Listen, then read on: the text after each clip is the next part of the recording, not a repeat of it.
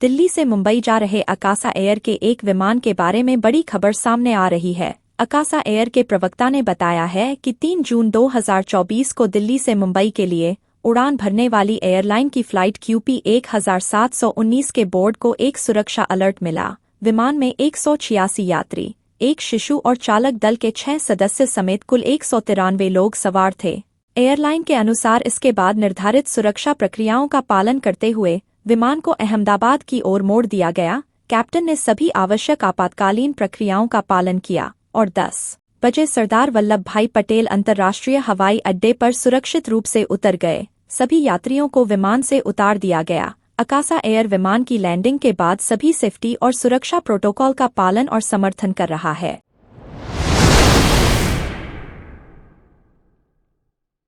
चुनाव बीतते ही उपभोक्ताओं पर महंगाई की जोरदार मार पड़ी है। आज मदर डेयरी ने भी अपने दूध के दामों में प्रति लीटर 2 रुपए की बढ़ोतरी कर दी है। इसके पहले अमूल ने अपने दूध के दामों में बढ़ोतरी की थी। पिछले हफ्ते ही NHAI ने राष्ट्रीय राजमार्गों पर टोल दरों में 5% की वृद्धि कर दी थी, जिससे आम उपभोक्ताओं का सफर महंगा हो गया था। माना जा रहा है कि आने वाले समय में पेट्रोल, डीजल और गैस के दामों में भी बढ़ोतरी हो सकती है। इससे उपभोक्ताओं पर महंगाई की चौतरफा मार पड़ सकती है। मदर डेयरी ने आज नए मूल्य जारी करते हुए बताया है कि टोन दूध अब 54 रुपए प्रति लीटर की बजाय 56 रुपए प्रति लीटर में मिलेगा। गाय का दूध भी अब 56 रुपए प्रति लीटर की बजाय 58 रुपए प्रति लीटर में मिलेगा। फुल क्रीम दूध अब 66 रुपए प्रति लीटर की बजाय 68 रुपए प्रति लीटर और भैंस का दूध 70 रुपए की बजाय 72 रुपए प्रति लीटर मिलेगा। इस सीजन में टमाटर और गर्मी में आने वाली सब्जियां अपेक्षाकृत कम दामों पर मिलती थीं, लेकिन इस बार सब्जियों के दामों में भी जबरदस्त बढ़ोतरी हुई है। आलू के कम उत्पादन का सीधा असर इस सबसे प्रमुख सब्जी पर पड़ी है। आलू 30 से 35 रुपए में मिल रहा है, तो टमाटर भी 30 से 40 रुपए किलो मिल रहा है।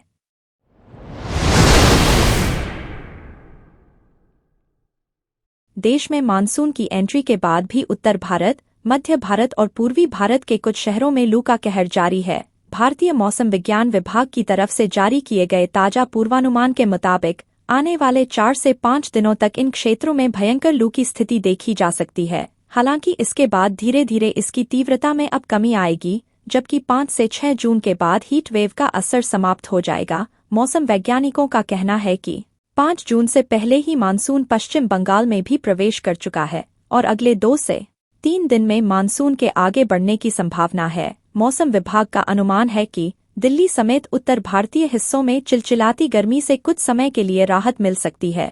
कई राज्यों से 5 जून से हीट वेव का असर कम होने लगेगा। 4 जून से राजस्थान के छिटपुट स्थानों पर हल्की से मध्यम दर्जे की बारिश देखी जा सकती है। इस दौरान यहां पर तेज हवाएं भी चलने की संभावना है। इसके अलावा 5 और 6 जून को पंजाब, हरियाणा, दिल्ली और पश्चिमी उत्तर प्रदेश में तेज हवाएं चल सकती हैं। वहीं दक्षिण पश्चिम मानसून का विस्तार अगले 2 से 3 दिन में कर्नाटक के कुछ हिस्सों, आंध्र प्रदेश के कुछ हिस्सों, तटीय आंध्र प्रदेश तक जा सकता है।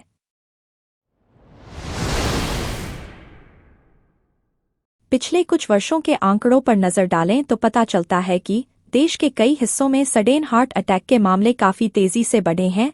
डीजे पर डांस करते हुए, पार्टी का आनंद लेते हुए और ऑफिस में काम करते करते हार्ट अटैक और इसके कारण होने वाली मौतों के बारे में आपने भी जरूर सुना होगा। पिछले एक सप्ताह में सडेन हार्ट अटैक के ऐसे ही 2 मामलों ने लोगों में एक बार फिर से डर बढ़ा दिया है।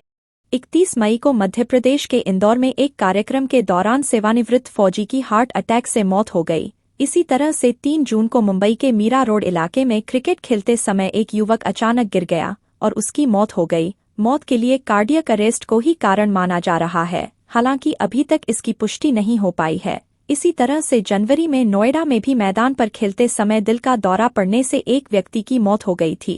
डॉक्टर निरंजन कहते हैं, हार्ट अटैक और कार्डियक अरेस्ट के मामले किसी भी उम्र के व्यक्ति में हो सकते हैं। रिटायर्ड फौजी की मौत संभवतः पहले हार्ट अटैक और फिर कार्डियक अरेस्ट के कारण हुई होगी। इसी तरह युवाओं में सडेन कार्डियक अरेस्ट के मामले भी अधिक देखे जाते रहे हैं।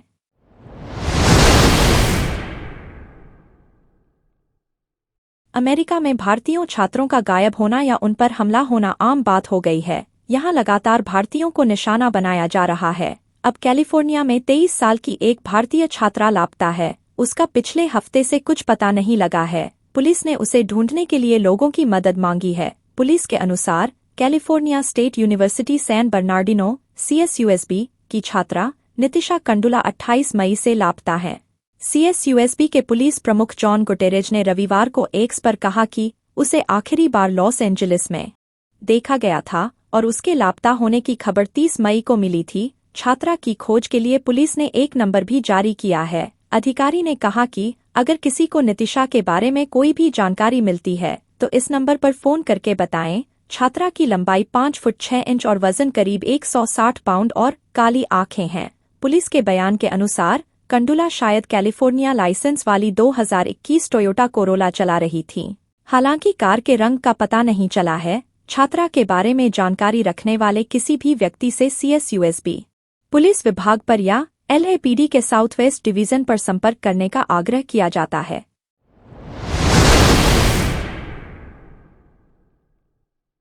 सुप्रीम कोर्ट ने ऊपरी यमुना नदी बोर्ड से कहा कि वह दिल्ली के लोगों के सामने उत्पन्न हुए जल संकट के समाधान के लिए सभी हितधारक राज्यों की 5 जून को एक आपातकालीन बैठक बुलाए। सुप्रीम कोर्ट ने पड़ोसी राज्य हरियाणा से अतिरिक्त पानी की मांग करने वाली दिल्ली सरकार की याचिका पर सुनवाई के लिए 6 जून की तारीख तय की। कोर्ट ने बैठक की कार्यवाही और उठाए गए कदमों पर सुझाव भी मांगे हैं।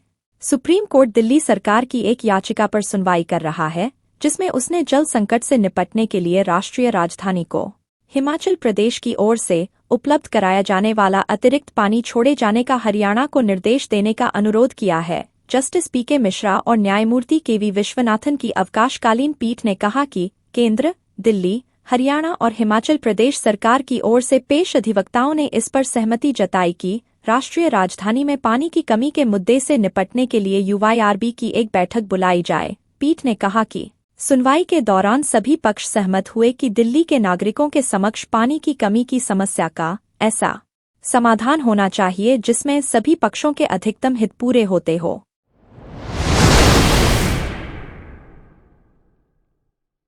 दिल्ली में चलती ट्रेन में आग लगने से अफरातफरी मच गई। सूचना के मुताबिक आग ताज एक्सप्रेस ट्रेन संख्या 12280 की 3 बोगियों में भीषण आग लगी है। गनीमत रही कि इस हादसे में किसी यात्री को नुकसान नहीं हुआ है। फिलहाल आग पर काबू पाने की कोशिश की जा रही है। आग कैसे लगी इस बात की जानकारी फिलहाल सामने नहीं आई है। दिल्ली अग्निशमन सेवा के निदेशक अतुल गर्ग का कहना है कि आग से कोई हताहत नहीं हुआ है। दमकल कर्मी आग पर काबू पाने में जुटे हुए हैं। आग बोगी नंबर D3, D4 और D2 के छोटे से हिस्से में लगी थी। आगजनी के कारण इस रूट पर करीब 4 ट्रेनों का संचालन प्रभावित हुआ है। अन्य ट्रेन के यात्रियों को परेशानी का सामना करना पड़ा।